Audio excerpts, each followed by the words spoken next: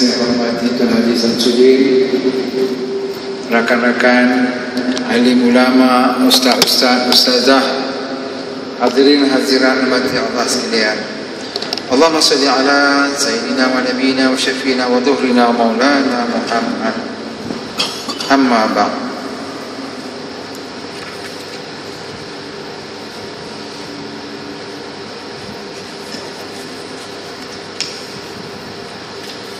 Mari kita lihat sedikit, iaitu mengenai akidah Ahlussunnah wal Jamaah.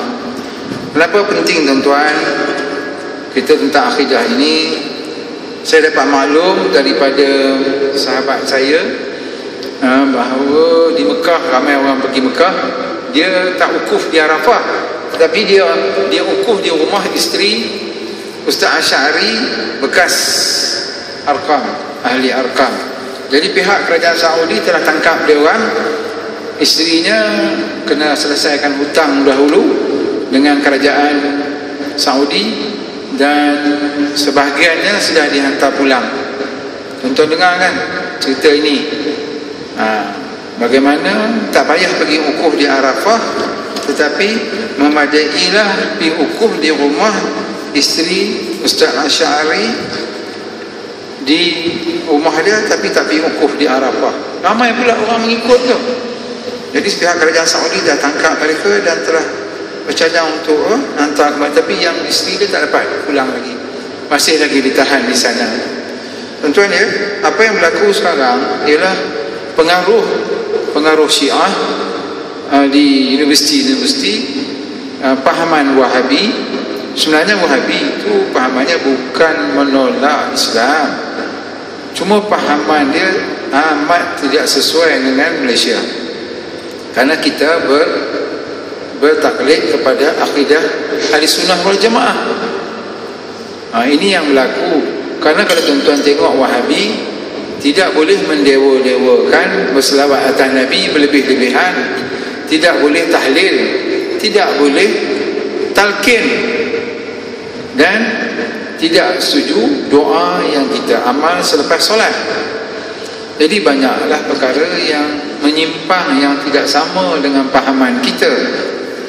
Maka sukacita saya nak membincang soal akidah, kerana akhir-akhir ini umat Islam imannya rapuh, akidahnya senang saja dipengaruhi. Apabila dia kata tok guru ni hebat, mengaji di tempat yang hebat, bila balik tok guru ni kata apa, bagi dia itu alhamdulillah hebat tok guru ni, kita kena ikut amalan apa tok guru buat. Jadi berlakulah peristiwa di mana mereka nak jalan shortcut untuk menemui Allah Ta'ala dan untuk mendapat pengampunan. Apa yang berlaku di satu kelompok, mereka selepas solat, lampu pun digelapkan, maka anak-anak murid pakat pergi cium tok guru. Jadi tok guru untung. Jadi mari kita tengok apa itu akidah.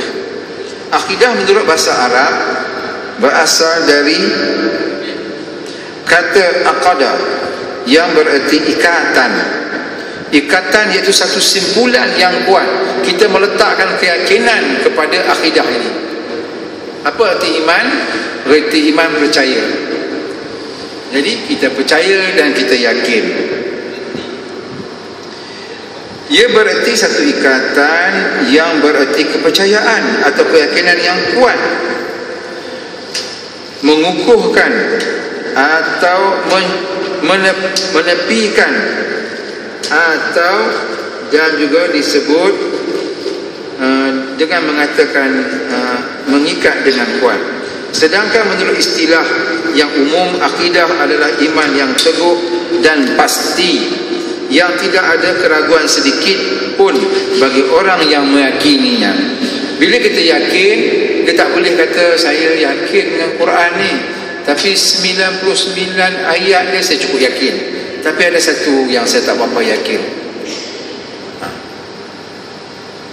Kita yakin satu ayat sahaja, maka rosak akidah. Dia kata ni payah ayat Quran ni, semua ni ikut Islam ni payah. Jadi apabila dia cuba menyimpangkan soal keyakinan 1% fail, jadi fail semua. Walaupun 99 betul, 1 fail, maka fail akidahnya. Jadi kepercayaan kepada akidah itu dia tetap jazam, tahqiq. Jadi akidah Islamiah ialah keimanan yang teguh dan bersifat pasti kepada Allah Subhanahu Wa Taala dengan sifat Allah Taala Allah Jalla Jalaluh, dengan segala pelaksanaan kewajiban, bertauhid dan taat kepadanya, beriman kepada malaikat-malaikatnya. Malaikat-malaikatnya tak pernah jumpa. Ada juga pergi Mekah dia sebut babu jin. Babu jin tu belakang daripada makam Nabi, di sebelah, kalau kita sebelah depan, kita masuk sebelah kanan, iaitu babu jin, tempat Jibril masuk menurunkan wahyu kepada Nabi. Tak pernah siapa nampak pun. Dah banyak kali juga saya pergi Mekah, babu jin tak pernah nampak. Jadi bagaimana meletakkan keyakinan kepada jin dan perkara-perkara ghaibiyat, ghaib, benda-benda yang ghaib, pergi ke Palestin, Rasulullah pergi Baitul Maqdis, naik Burak 1 hari sampai, kemudian naik atas pula Mi'raj, turun pula balik ke Mekah dalam masa 1 hari 1 malam. Tak logik akal, tak logik akal. Dalam kajian saya buat masa saya mengaji di UM, di Syariah dulu, iaitu orang-orang Islam yang mula sekali rosak akidahnya, mereka murtad, mereka tidak mempercayai akan cerita Isra dan Mi'raj. Tak mungkin berlaku. Sedangkan kabilah-kabilah Arab kembara meniaga ke Baitul Maqdis, mengambil 20 hari 20 malam baru sampai. Setengah pendapat mengatakan ini Nabi pergi Isra Mi'raj 1 hari 1 malam. Naik Burak pula. Burak ni apa? Benda yang tak nampak. Bagaimana keyakinan itu?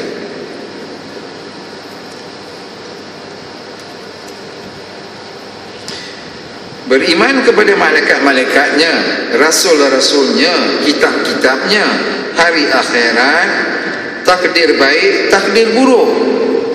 Takdir baik, qada dan qadar, dan mengimani seluruh apa-apa yang telah sahih tentang prinsip-prinsip agama, iaitu ilmu usuluddin. Yang cantiknya kalau kita dengar dalam tahlil, kata Tuan Imam, fa'lam, ketahuilah olehmu annahu la ilaha illallah. Ketahuilah, fahamlah oleh kamu. Maksudnya fa'lam ni satu perkataan fa di depan menunjukkan tahqiq.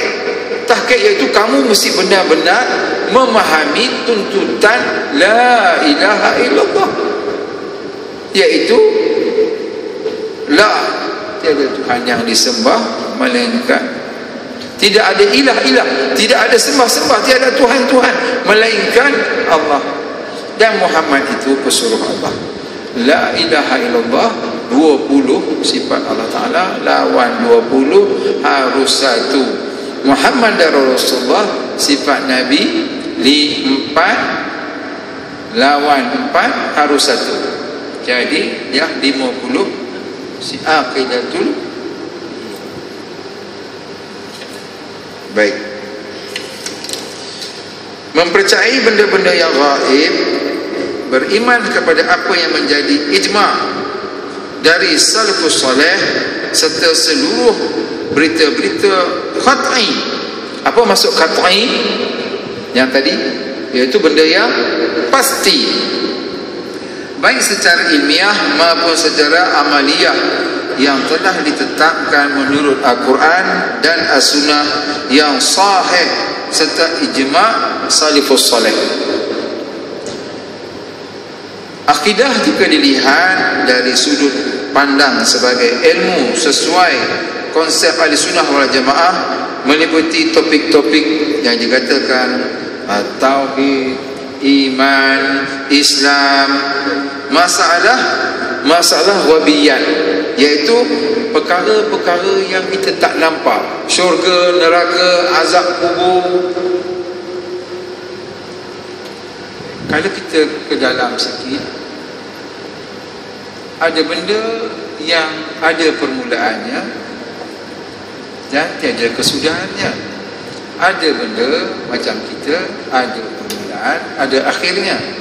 Contohnya, ada permulaan, tiada akhirnya. Adanya syurga, sebelum ni tak ada. Allah Ta'ala jadikan syurga, kemudian Allah Ta'ala tak tamatkan syurga. Allah Ta'ala kekalkan syurga, khalidina fiha abada. Allah Ta'ala jadikan neraka, sebelum itu tak ada. Cuma sahaja wujud Allah Ta'ala wal awalu wal akhir. Awalnya tiada permulaan dan akhirnya tiada kesudahan.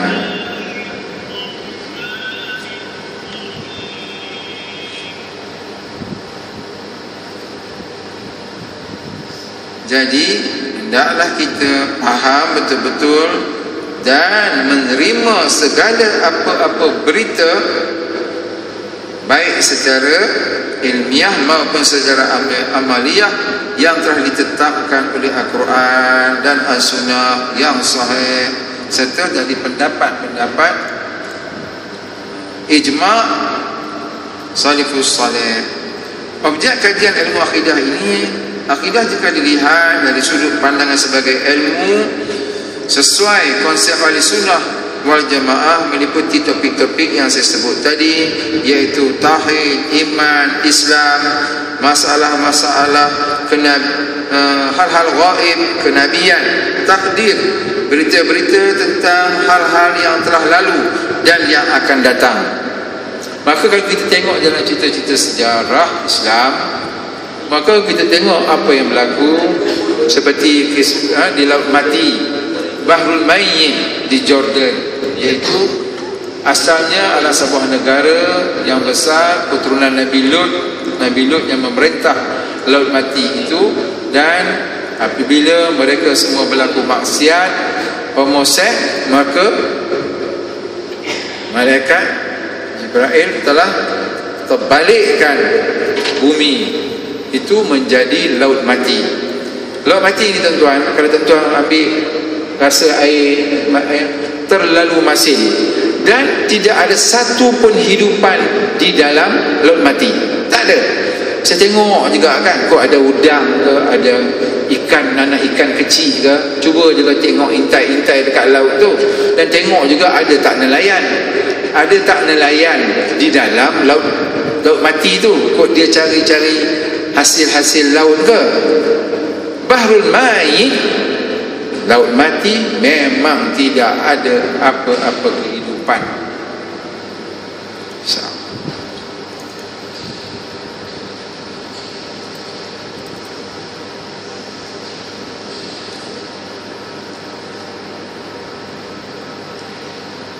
Berita-berita tentang hal-hal yang telah lalu, yang akan datang, dasar-dasar hukum yang qat'i.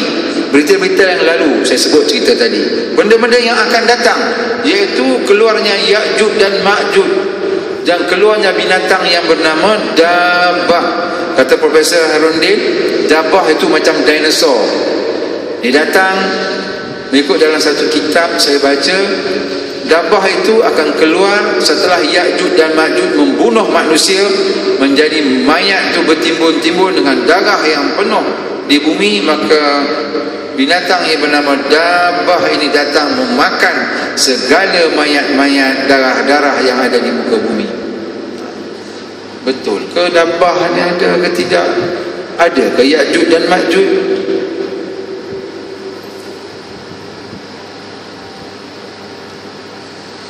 Seluruh dasar-dasar agama dan keyakinan, termasuk pula sanggahan terhadap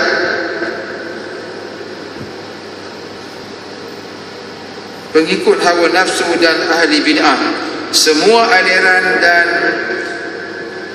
sekte yang menyempal lagi, menyesatkan serta sikap terhadap mereka. Disiplin ilmu akidah ini mempunyai nama lain yang sepadan dengannya, dan nama-nama tersebut berbeza antara ahli sunnah dengan firqah-firqah, golongan-golongan yang lainnya. Penamaan akidah menurut ahli sunnah, di antara nama-nama akidah menurut ulama ahli sunnah ialah al-imam, al-iman. Kita selalu dengar akidah disebut juga dengan al-iman, sebagaimana yang disebutkan dalam Al-Quran dan hadis-hadis Nabi sallallahu alaihi wasallam, kerana akidah membatas, iaitu membahas rukun iman yang 6 dan hal-hal yang berkaitan dengannya. Jelas tentang rukun-rukun iman yang 6, sebagaimana penyebutan al-iman dalam sebuah hadis yang masyhur yang disebut dengan hadis Jibril. Dan para ulama ahli sunnah sering menyebut istilah akidah dengan al-iman dalam kitab-kitab mereka. Kita juga menyebut akidah atau dikatakan juga aqaid. Para ulama ahli sunnah sering menyebut ilmu akidah dengan istilah akidah salaf, akidah ahlul asar, dan i'tikad di dalam kitab-kitab mereka. Disebut juga al-iman, disebut juga dengan akidah, dan disebut juga dengan tauhid yang kita biasa dengar ilmu tauhid. Ilmu akidah ini dinamakan dengan tauhid kerana pembahasannya berkisar tentang tauhid dan pengesaan kepada Allah di dalam rububiyah, uluhiyah, dan asma wal sifat. Jadi tauhid merupakan kajian ilmu akidah yang paling mulia dan merupakan tujuan utamanya. Oleh kerana itulah ilmu ini disebut dengan ilmu tauhid secara umum menurut ulama salaf. Disebut juga dengan usuluddin, kerana dalam kitab-kitab tasawuf disebut awwaluddin ma'rifatullah. Awal agama itu mengenal Allah. Jadi mengenal Allah itu dia ada dalil-dalil naqli dan dalil aqli. Contohnya, Allahul ladzi khalaqas samawati wal arda wa ma bainahuma fi 6 ayyam. Allah Ta'ala lah menjadi 7 lapis langit, 7 lapis bumi, barang kedua di antaranya selama fi 6 ayyam. 1 hari yaum, 2 hari yaumani, banyak hari ayyam. Jadi Allah Ta'ala menjadikan 7 lapis langit, 7 lapis bumi, barang di antara keduanya yang melata terbang di atas langit, yang ada di dalam bumi, yang tak keluar lagi, itu termasuk kita semua. Alam ini adalah yang Allah Ta'ala ciptakannya hasil gubahan tangan Allah Ta'ala, maka takluk kepada khalaq. Allah Ta'ala itu khalid, khalaq itu takluk kepada yang dijadikan. Dalam zikir pula disebut wirid dari kita, warid dari Allah. Wirid dari kita, kita lah berwirid, tapi dari Allah Ta'ala itu datangnya warid, petunjuk daripada Allah Ta'ala dan segala macam nikmat yang Allah Ta'ala.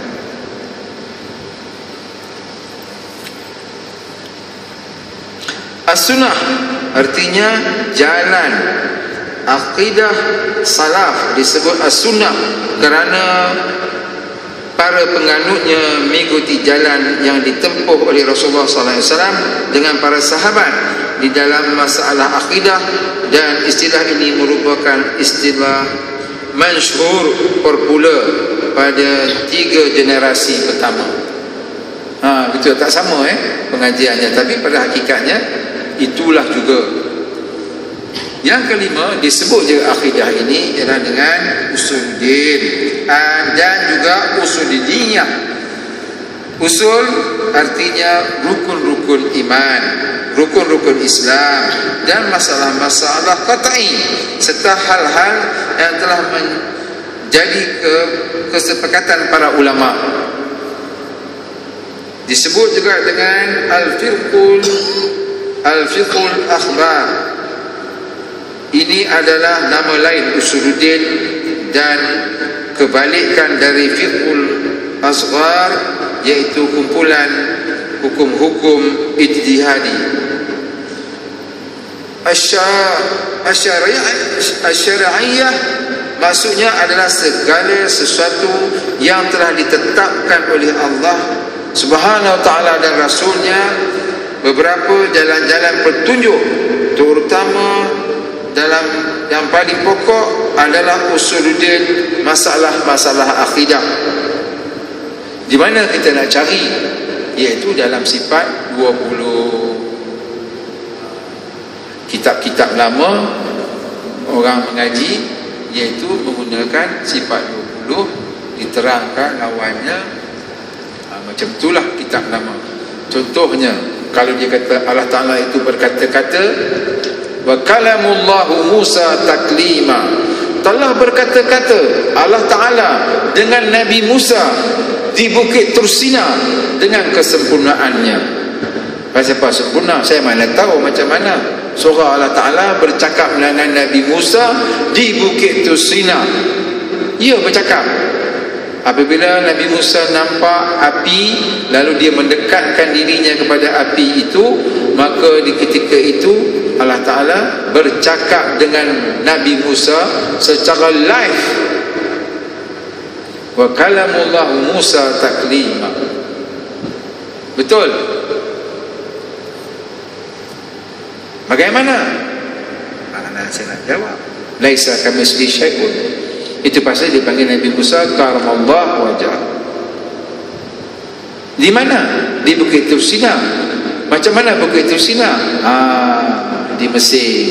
Sahabat saya kata kalau nak pergi, kena pergi Mesir, jangan tengok piramid dulu, lebih tengok Firaun dulu. Tengok tempat-tempat Nabi, kubur Imam Syafi'i, kalau tak silap saya, kubur Salihuddin Al-Ayyubi, kemudian makam-makam para sahabat Nabi. Kemudian barulah Nabi tengok piramid. Ni tak dia Nabi tengok tempat dulu. Kita nak tengok kesan-kesan sejarah Islam seperti Bukit Tursina. Kan Allah Ta'ala bersumpah dengan wat-tin waz-zaitun wa turi sinin wa hadzal baladil amin. Wat-tin, buah tin, waz-zaitun, buah zaitun, wa turi sin, Bukit Tursina, dan wa hadzal baladil amin. Apa itu baladil amin? Iaitu negeri Mekah, bumi Mekah.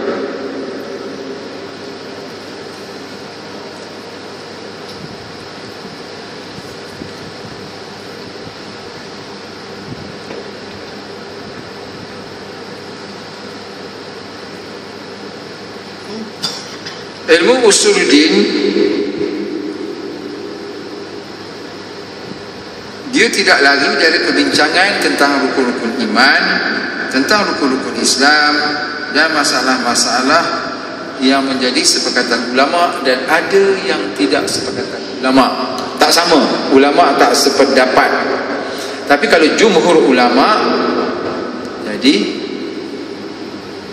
bersepakatan ulama tentang memutuskan satu hukum. Kenapa tuan-tuan? Sekarang ni ada hukum baru, iaitu menyerahkan anggota badan kita apabila kita mati kepada organ-organ kita kepada orang lain. Apa hukumnya? Apa hukumnya bayi tabung uji? Iaitu dia mengambil mani isteri, mengambil mani suami, diletakkan dalam satu simpanan, kemudian setelah pensenyawaan berlaku, dimasuk balik ke dalam perut ibunya, maka benih itu membesar dan dapat anak. Apa hukumnya? Sudah kan? Hukum dah ada kan? Boleh kan? Kita dah tahu. Tapi kalau daripada segi tasawufnya,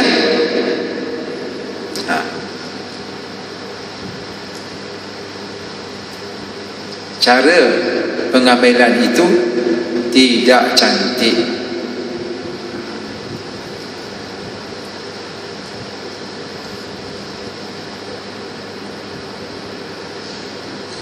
Itulah beberapa nama lain dari ilmu akidah yang paling terkenal, dan ada kalanya kelompok selain ahli sunnah menamakan akidah mereka dengan nama-nama yang dipakai oleh ahli sunnah, seperti sebahagian aliran Asy'ariyah, terutama pada ahli hadis dan kalangan mereka.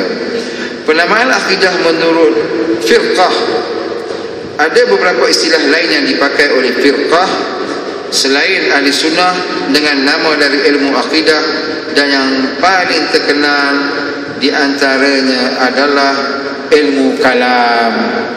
Kita dengar pula orang kata tadi tauhid, iman, usuluddin, dan disebut Asy'ariyah, dan sekarang ni disebut pula dengan perkataan ilmu kalam. Hebat ni kita untuk mengaji usuluddin. Ya itu jugalah, cuma penamaannya berbeza mengikut zaman. Para salaf letak nama lain, zaman Nabi para sahabat sebut nama lain. Ilmu kalam penamaan ini dikenali di seluruh kalangan aliran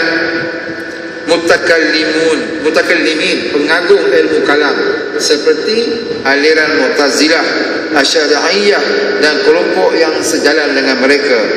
Nama ini tidak boleh dipakai kerana ilmu kalam itu sendiri merupakan satu hal yang baru lagi diada-adakan, dan mempunyai prinsip mengatakan sesuatu atas nama Allah dengan tidak dilandasi ilmu. Pula ada pendapat mengatakan begitu. Tapi kalau pendapat kita ilmu kalam itu ilmu mengenai ketuhanan.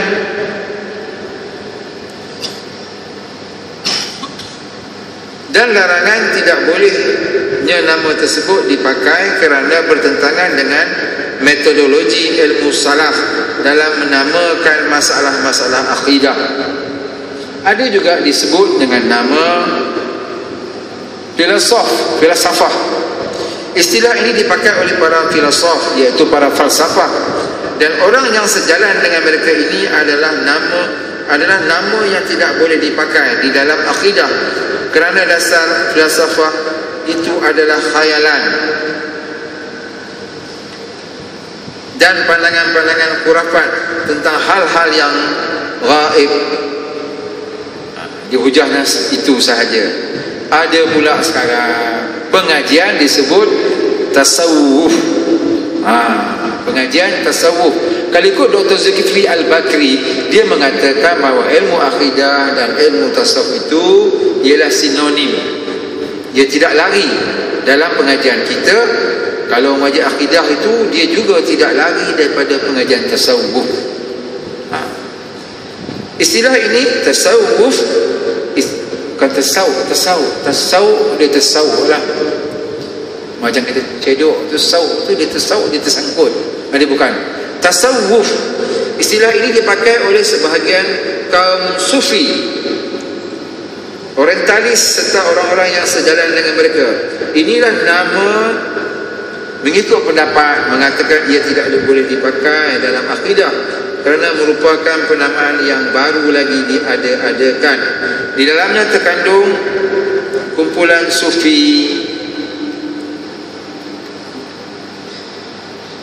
dan mereka juga menjanjikannya sebagai rujukan dalam akidah, menunjukkan tidak lagi perjalanan ahli sufi itu mestilah dia mahir dalam akidah. Dan kalau ikut pendapat ulama mengatakan tiap-tiap ahli sufi itu, orang tasawuf itu, dia sudah mahir tentang fiqh, dia dah mahir tentang tauhid, barulah dia, kebanyakan ulama tasawuf itu dia sudah mahir dalam fiqh dan dia juga mahir dalam akidah, maka barulah dia sempurnakan dengan tasawuf. Jadi tuan-tuan, maksudnya kita mesti belajar 3 ilmu ini di rumah kita. Paling kurang untuk anak-anak kita mesti ada kitab fiqh, mesti ada kitab tasawuf, dan mesti ada kitab usuluddin, tauhid, mengenal Allah Ta'ala. Baru cantik. Jadi paling kurang mesti ada 3 kitab. Kitab fiqh tentang hukum, kitab usuluddin, mengenal Allah, dan mesti mengaji ilmu usuluddin, mengaji fiqh, mengaji tasawuf. Baru dia balance.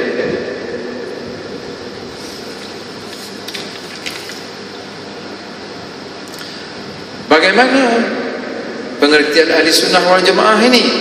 Ustaz duk cerita dalam buku je macam berbentuk ilmiah. Ahli sunnah wal jamaah mengikut pahaman atikat yang mudah. Kita ambil dulu Jabariyah. Jabariyah iaitu semua apa yang berlaku kepada kita berlaku kerana kerja Allah Ta'ala. Semua, buat jahat ke buat baik ke apa semua, Jabariyah mengatakan itu semua kerja Allah. Manusia tidak ada kuasa apa-apa. Mudah saja. Jadi manusia tidak mempunyai ikhtiar, manusia tidak mempunyai usaha, manusia tak boleh buat apa. Dia ibarat sehelai daun yang ditiup ke kiri dah dia, ditiup ke kanan dah dia. La haula wala quwwata illa billah. Baik, apa pula ini katakan dengan perkataan Qadariyah? Pahaman Qadariyah, atikat Qadariyah. Qadariyah ini Allah Ta'ala tak masuk campur. Dialah yang buat semua. Dialah yang sembahyang, dialah berkuasa, dia apa semua dia. Buat baik pun kerana dia, buat jahat pun dia. Allah Ta'ala tak ada kuasa dan Allah Ta'ala tak masuk campur dalam urusannya. Ini pahaman Qadariyah. Pahaman Mu'tazilah. Pahaman Mu'tazilah ada 2 yang mudah. Pertama diharuskan, yang kedua diharamkan. Bagaimana yang diharuskan? Diharuskan dia meniaga. Meniaga untung. Dia kata alhamdulillah aku meniaga ni untung kerana takdir Tuhan. Nampak? Bila dia untung, dia kata takdir Tuhan. Itu diharuskan. Apakah Mu'tazilah? Pahaman yang diharamkan. Bila dia meniaga rugi, bila meniaga rugi, dia kata ini takdir Tuhan, dia meniaga rugi. Bila untung, dia kata pandai dia. Pandai saya lah meniaga, menyebabkan saya untung. Tiba-tiba rugi, nak buat macam mana? Takdir Tuhan. Oh pula, bila untung kata pandai dia, bila rugi dia kata takdir Tuhan. Yang diharuskan, bila dia untung dia kata alhamdulillah rezeki dari Tuhan. Bila rugi, bodoh saya lah, ada silap saya dekat mana-mana, tak pandai saya berniaga, saya patut usaha lagi. Ada yang tak kena, dia cek balik, muhasabah apa yang tak kena dalam perniagaannya. Dia tidak menyalahkan Allah Ta'ala. Oh ini nak buat macam mana mereka takdir Tuhan. Boleh faham lebih kurang Mu'tazilah yang diharuskan dan diharamkan. Qadariyah, Jabariyah, Mu'tazilah. Ahli sunnah wal jamaah. Ahli sunnah wal jamaah seperti mereka menjadi petani. Orang menjadi petani, dia mengambil benih, tanah dibajak. Siapa bajak sawah? Sama ada kita naik traktor atau kita pakai kerbau atau pakai tangan. Kerbau bersihkan. Kemudian kita bajak tanah itu. Bajakkan tanah sawah. Siapa yang bajak? Tuhan ke kita? Kita yang bajak sawah pakai traktor, pakai tangan, dulu pakai kerbau, kita bajak. Kemudian siapa yang masukkan air dari petak-petak sawah padi itu? Kita kita pun buka, pindahkan air daripada saluran besar kepada sawah-sawah kita. Kemudian kita pun mulalah ambil benih. Kita beli benih, kemudian kita semai benih. Selepas semai, tumbuh benih padi yang hijau kecil itu, dan kita ambil benih padi itu, kita pindah ke petak sawah, dan mulalah kita menanam secara pakai kuku kambing, tanam. Atau sistem sekarang iaitu tabur terus. Di Kedah orang panggil, saya orang Kedah ni ditabur terus. Dia ambil padi itu, benih padi itu dia baling ke dalam sawah, maka tumbuhlah, campurlah rumput dengan padi. Maka pakai pula racun pada peringkat awal, maka padi pun mula tumbuh. Siapa yang mengerjakan sawah? Kita. Siapa tabur benih? Kita. Siapa masukkan air dalam sawah padi? Kita.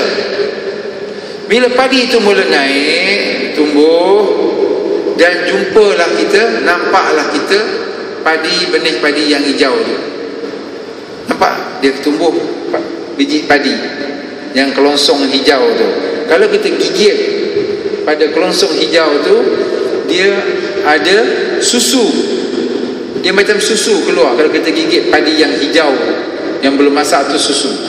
Siapakah yang mengambil biji padi masuk dalam sarung padi? Siapakah yang mengambil susu tu, yang beras tu, yang memasuk dalam kerongsong padi? Kita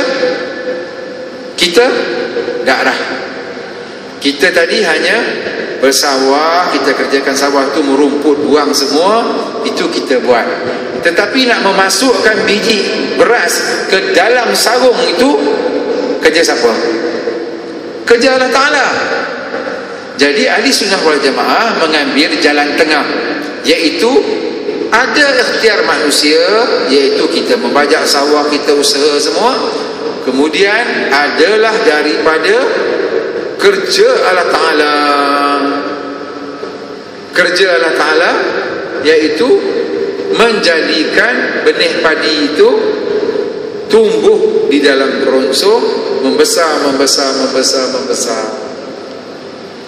Ahli sunnah wal jamaah ada ikhtiar manusia, ada usaha manusia. Kita lah yang bergerak pada rumah tadi, start kereta atau naik motor, usaha datang ke sini masjid untuk solat. Usaha kita. Tapi penghabisannya kita semua dengan izin dan kurnia Allah. Kata tuan guru saya, kita payah nak bahas, kita gunakan benda yang mudah, iaitu segala yang kita datang ini semua atas izin dan kurnia Allah Ta'ala. Allahu Akbar. Pemahaman kita tidak bergerak kita, tidak datang kita, melainkan dengan gerak Allah Ta'ala. Tanda kasihnya sayang Allah Ta'ala, tidak berlaku sesuatu melainkan kudrat dan iradat Allah Ta'ala. Tidak berlaku sesuatu melainkan ada apa itu kudrat, kuasa. Apa itu iradat, kehendak. Jadi kuasa dan kehendak Allah lah tuan-tuan berada di sini. Bukan begitu? Kuasa, kudrat dan iradat Ta'ala. Jadi kudrat dan iradat Allah Ta'ala itu jelas, bukan tersembunyi. Tidak berlaku sesuatu melainkan kudrat dan iradat Ta'ala. Dia kata tadi kan, kalau saya lalu kat jambatan sana, jambatan lama, mungkin tak aksiden. Saya tadi kalau tak ikut jalan tu, saya tak aksiden. Mana boleh? Memang Allah Ta'ala nak suruh lalu kat sini, memang nak bagi aksiden. Kerana itu qada dan qadar Allah Ta'ala. Tapi dia orang kata, Ustaz kata qada dan qadar Allah Ta'ala itu boleh berubah. Ya boleh. Ya Allah, ya Tuhanku, sekiranya aku mati aksiden, janganlah kalau boleh ya Allah, kau ubahlah takdir matiku kepada kebaikan. Kerana doa itu boleh mengubah kota takdir. Kerana doa itu boleh mengubah takdir. Ya Allah, kalau aku takdirkan aku mati di sini, aku kalau boleh ya Allah, kau matikan aku di Madinah. Aku nak mati di Baqi', nak mati di Madinah. boleh memohon, tapi jangan nawai tu daripada awal ni. Dia kata aku ni ya Allah matikan aku di Madinah. Tak boleh pula kan. Jadi kerana doa itu boleh mengubah takdir. Jadi dia kata, Ustaz, tadi Ustaz kata qada dan qadar, kita tak boleh buat apa-apa.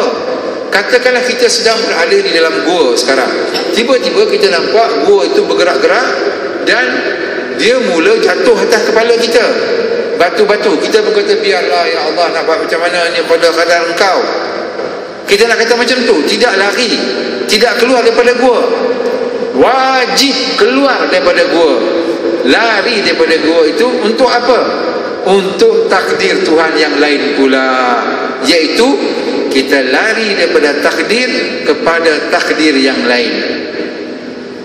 Jadi kita ni jadi kita ni tak lari pada takdir.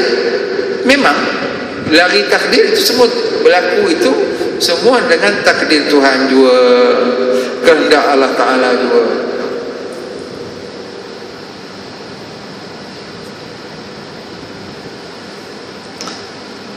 Setakat itu dulu. Sesungguhnya yang hak itu daripada Allah Ta'ala. Mungkin saya tidak pandai memberi contoh-contoh, saya mohon maaf. Dan qadar ngaji pun terlalu singkat. Akhiru wa akhulu wa astaghfirullahaladzim. Hadha wali wa lakum wa li muslimin wal muslimat wal mu'minina wal mu'minat birahmatika ya arhamar rahimin. A'udzubillahi minasyaitonir rajim. Bismillahirrahmanirrahim. Alhamdulillahil alamin. Wassalatu wassalamu ala asyrafil anbiya sayyidina Muhammadin wa ala sahbihi ajma'in. Allahumma iftah qulubana futuhal arifin. Allahumma faqihna fid din wa 'allimna bit ta'wil warzuqna fahaman nabiyyin wa malaikatal muqarrabin. Allahumma rzuqna rizqan katsiran halalan thayyiban mubarakan. Rabbana atina min ladunka rahmatan wa hayyi lana min amrina rasyada. Rabbana atina fid dunya hasanah wa fil akhirati hasanah wa qina azabannar wa adkhilna jannatal abrar ya aziz ya ghafar ya rabbal alamin. Sallallahu alaihi wasallam Muhammadin wa barik wa sallim walhamdulillahil alamin. Taqabbalallahu minkum minna wa minkum taqabbal ya karim.